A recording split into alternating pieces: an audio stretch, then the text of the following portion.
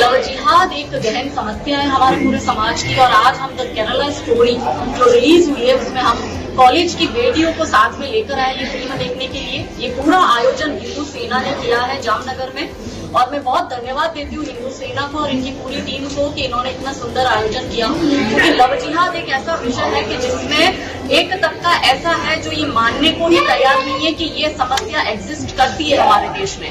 मगर मैं आपको अभी बहुत सारे सबूत अभी देती हूँ कि जो मैं नहीं बोल रही हूँ, कोई हिंदू संगठन नहीं बोल रहा है या कोई और व्यक्ति नहीं बोल रहा है, खुद जो केरला के 2 मुख्यमंत्री, पहले मुख्यमंत्री जो अच्युतानंद जी थे जो कि हार्डकोर कम्युनिस्ट थे और कम्युनिस्ट पार्टी से बिलोंग करते थे, उन्होंने इस विषय को एड्रेस करते हुए कहा था कि लव जिहाद एग्जिस्ट कर रहा है और रेडिकल इस्लामिक ग्रुप न केवल हिंदू बल्कि क्रिश्चियन लड़कियों का भी उनको प्रेम जाल में फंसाकर उनका धर्मांतरण कर रहा है और ये एक सीरियस इशू है। दूसरा, कांग्रेस पार्टी के मुख्यमंत्री केरला के जो चेट्टी जी है, उन्होंने भी असेंबली में, केरला की असेंबली में ये इशू उठाया था और उन्होंने कहा था कि 2006 से 2012 के बीच में इन 6 वर्षों में 7,000 से ज्यादा लड़कियों के धर्मांतरण हुए हैं और एक रेडिकल ग्रुप ऐसा है मुस्लिम का जो लड़कियों का धर्मांतरण करा रहा है, जो पहले इनको प्यार के जाल में फंसाते हैं। कुछ एक लड़कियां बिल्कुल प्लानिंग के साथ आईसिस आतंकवादी ग्रुप में सौंप दी गई, वहां पे या तो वो सेक्स स्लेवरी कर रही है या उसको ह्यूमन बॉम्बर बनाया जा रहा है, ब्रेन वॉश किया जा रहा है। इसके साथ मैं आपको तीसरा एग्जांपल देती हूँ कि केरला हाई कोर्ट के जस्टिस केटी शंकरन ने 2009 में एक जजमेंट दिया था जब 2 मुस्लिम लड़कों को की बेल एप्लीकेशन उनके पास गई थी और वो लव जिहाद का पूरा इशू था और लड़कियों को बाहर भेज दिया गया था। तब जस्टिस ने खुद ने, शंकरन जी ने कहा था कि ये बहुत गहन इशू है और राज्य सरकार को इस पर एक कानून बनाना चाहिए जिसमें स्पेशल टास्क फोर्स ने एक पूरी रिपोर्ट सबमिट करी थी हाई कोर्ट में उन 5,000 केसेस की जो ना केवल लव जिहाद के केसेस थे, और उसमें मेंशन किया कि ये प्यार मोहब्बत के साधारण दिखने वाले केस नहीं है। सिस्टमेटिकली हिंदू बेटियों को प्यार के जाल में फंसाकर, ब्रेन वॉश कर उनका धर्मांतरण कर उनसे शादी कर उनको भारत के बाहर बॉर्डर पार भेज दिया जा रहा है, उनको आतंकवादी बना दिया जा रहा है।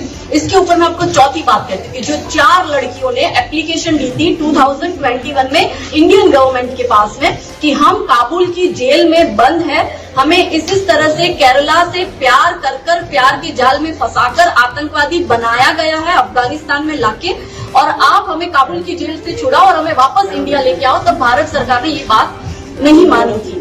उसी में एक लड़की जो ये स्टोरी आज हम देख रहे हैं उससे मिली जुली यही स्टोरी, उसकी माता अभी टीवी चैनल में आपने देखा इंटरव्यू दे रही है। उस लड़की का रियल नाम निमिषा था जिसको कन्वर्ट करके फातिमा बना दिया गया, उसको अफगानिस्तान ले जाया गया और उसी की मम्मी अभी टीवी में ये इंटरव्यू में से बता रही है, श्रुति करके एक और केरला की लड़की की, कैसे उसकी ही मुस्लिम दोस्त ने उसका ब्रेन वॉश किया, वही सिस्टमेटिकली वही तरीका। तो ये रियल स्टोरी। और सबसे इम्पोर्टेंट क्वेश्चन ये है यहाँ पे जो मेरा लेजिटिमेट क्वेश्चन है कि आप कहते हो ये गलत है, ठीक है, तो क्या कम्युनिस्ट पार्टी के मुख्यमंत्री कोई हिंदू संगठन से थे?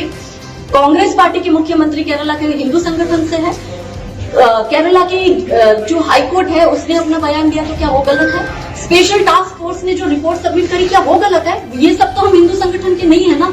तो सिस्टमेटिकली तरीके से हो रहा है। उस रिपोर्ट में ये भी कहा गया है कि सिम्मी जो student for Islamic movement of India जिसको भारत सरकार ने बैन किया, सिम्मी ने अपने घोषणा पत्र में 1995 में 96 में ये एक षड्यंत्र बनाया था कि हिंदू और क्रिश्चियन लड़कियों को धर्मांतरण कर अगले 20 साल में केरला को इस्लामिक स्टेट बनाना है। और उसी सिम्मी को जब बैन किया तो उसका क्लोन खड़ा हुआ पॉपुलर फ्रंट ऑफ इंडिया की। आप जानते हैं कि भारत की सरकार ने अभी पॉपुलर फ्रंट ऑफ इंडिया पर भी बैन लाया और पॉपुलर फ्रंट ऑफ इंडिया का घोषणा पत्र हमारे सामने आया। और ये चिंता का विषय है पूरे देश के लिए कि उस घोषणा पत्र में ये लिखा है कि 2047 से पहले भारत को इस्लामिक देश बनाना है। और कैसे बनाना, ये पीएफआई का षड्यंत्र है, हमने किसी ने नहीं बोला है, ये पब्लिक डोमेन में है, ये बातें मीडिया में आ चुकी है, साबित हो चुकी है। क्या वो 3 तरह है? पहला लव जिहाद करो, दूसरा इस्लामिक अवैध कब्जा करो, और तीसरा जिसको लैंड ग्रैबिंग बोलते हैं, कुछ लोग उसको लैंड जिहाद बोलते हैं, और तीसरा धर्मांतरण करो। तो ये षड्यंत्र पूर्वक, जो षड्यंत्र सिम्मी का पहले केरला तक ही सीमित था, वही षड्यंत्र उसके क्लोन आतंकवादी ऑर्गेनाइजेशन पीएफआई ने पूरे भारत में लागू किया। और हम तो जबकि ग्राउंड पे काम करते हैं, बहुत सी लड़कियों को हमने रेस्क्यू किया है, किस तरह से ब्रेन वॉश किया जाता है और लड़कियों का धर्मांतरण किया जाता है। तो देश इस विषय को एड्रेस करे। एक तरफ एक लॉबी ये कह रही है कि ISIS जो आतंकवादी संगठन है वो रियल इस्लाम नहीं है, उसका इस्लाम से कुछ लेना देना नहीं है। और वही लॉबी आज जब ये ISIS से रिलेटेड हम ये फिल्म लेकर आए हैं तो इस फिल्म को लेकर क्या बोल रहे हैं कि ये इस्लाम को बदनाम करने की साजिश है। तो भाई पहले खुद के दिमाग में तो तय कर लो कि सच्चाई क्या है। आप ISIS आतंकवादी संगठन के खिलाफ हो तो आपको तो ये मूवी को सपोर्ट करना चाहिए कि जिसमें ISIS आतंकवादी संगठन की पोल खोली है। और इसी तरह से यूके में भी उसके भी काफी सेनेटर्स ने ये बात कही, उनके मिनिस्टर्स ने बात कही है कि यूके में मुस्लिम्स की ग्रूमिंग गैंग काम कर रही है और क्रिश्चियन लड़कियों का धर्मांतरण किया जा रहा है, ये बात हो रही है। अब हम जैसे लोग जो पब्लिक डोमेन में काम कर रहे हैं, इस चीजों को लोगों के सामने ला रहे, जागरूकता ला रहे। मैंने बहुत लड़कियों को रेस्क्यू किया है तो हम पर थप्पा लगा दिया जाता है कम्युनल का, हम पर मल्टीपल FIR कर दी जाती है, मुझे जेल में डाल दिया गया क्योंकि मैं हिंदू की बेटियों को बचाने निकली हूँ। क्या ये मेरा दोष है? मेरा प्रश्न है पूरे भारत से। तो मैं भारत की जनता को दोनों हाथ जोड़ के निवेदन करती हूँ कि इस गर्मियों में अपने बच्चों को भी घुमाने मत ले जाइए, ये फिल्म दिखाइए।